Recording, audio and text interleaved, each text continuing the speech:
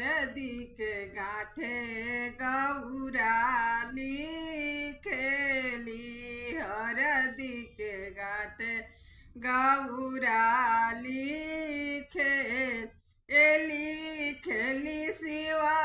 के लीला रकते का शिवा मोरा शोभिले, एली खेली शिवा के लीला रकते का शिवा मोरा शोभिले, जब शिव चंदन लगाइले,